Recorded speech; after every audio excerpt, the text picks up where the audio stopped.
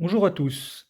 Alors, projet de couteau pliant de l'Unique en version acier cette fois.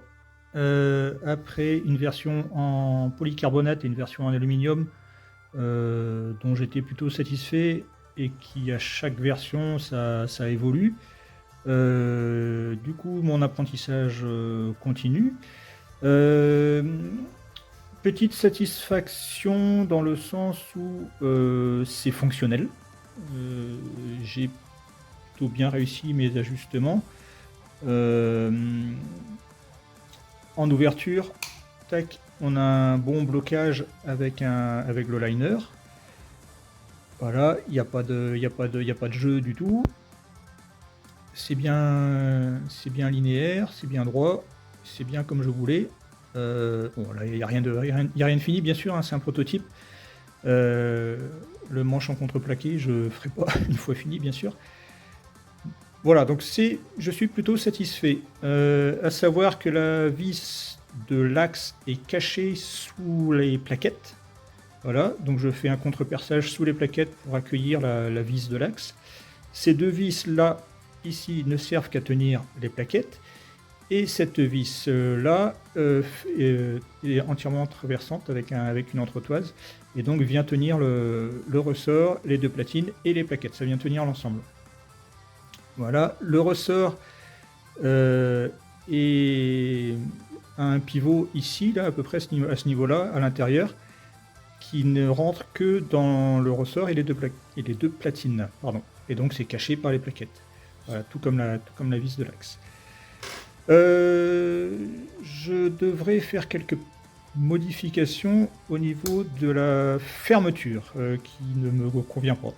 Donc, dans mon cahier des charges, je voulais un ressort qui aille jusqu'au bout et qui fasse l'intégralité du manche, parce qu'une de mes spécialités, c'est la guilloche, et si je veux pouvoir faire des guilloches, il me faut de la matière.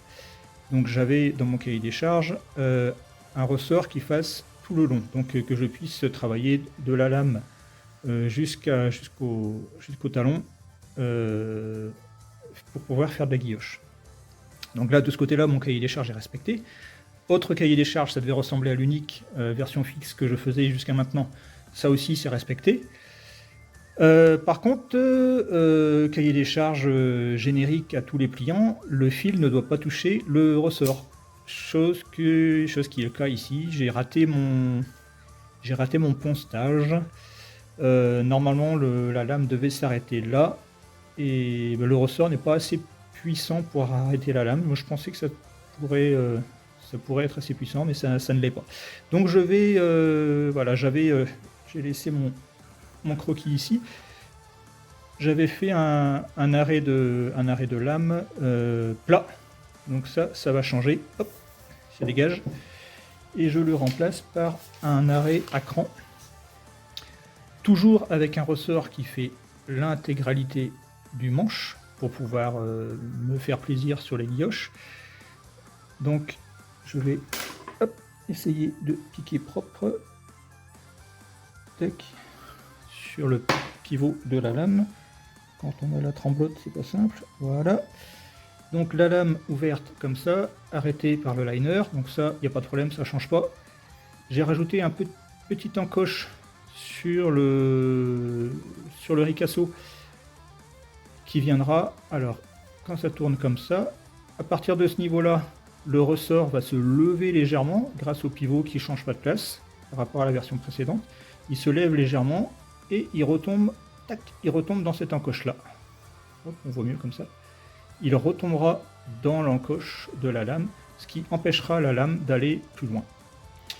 Voilà, et quand en ouverture, quand je retire sur ma lame, le ressort remonte, donc ça aura l'avantage aussi de tenir la lame fermée. Quand je retire sur ma lame, le ressort remonte, hop, ça laisse sortir la lame, ma lame s'ouvre, le liner vient bloquer, je viens en appui sur le bout du ressort, et ça devrait fonctionner. Bon, et ben rendez-vous dans une semaine ou deux, une fois que j'aurai réalisé un nouveau prototype en acier, on verra bien. Voilà. Merci de m'avoir regardé, merci de m'avoir écouté. À bientôt.